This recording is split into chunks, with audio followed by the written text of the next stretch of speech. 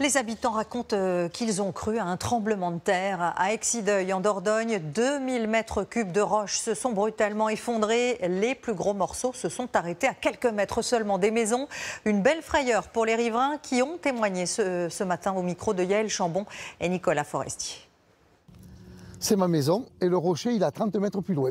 Quand le bout de falaise s'est effondré, tout le voisinage a ressenti la secousse. Et quand il est tombé, ça a fait un gros bruit, un gros boom. Un énorme boom. La terre a vibré comme si c'était un petit tremblement de terre.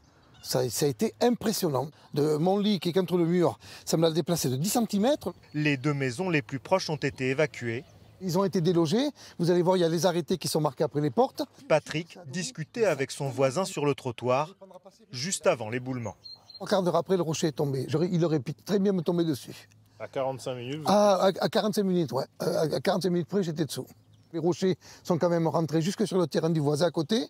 Ça a tout arraché. Et bien là, on se dit, j'ai eu de la chance. Thierry Lagioni est un des premiers à être arrivé sur les lieux. Et au départ, nous, on a eu un appel pour une chute de fil électrique sur la voie publique. Au-delà des câbles électriques, il se rend rapidement compte de l'ampleur de la tâche pour sécuriser la zone. Un tonnage qu'on peut estimer à 3500 à 4000 tonnes. Avec un camion qui peut enlever 30 à 35 tonnes, vous voyez un peu la difficulté qu'on va avoir pour pouvoir évacuer cet ensemble de roches. Les habitants de la commune viennent tous observer cet immense bloc de pierre. C'est impressionnant quand même. Mais c'est une route fréquentée parce que les routiers passent beaucoup pour aller sur Thiviers, quoi. Les experts se rendront demain sur place pour analyser la falaise, mais la pierre calcaire de la région et la quantité d'eau tombée cet automne pourraient être à l'origine de l'éboulement.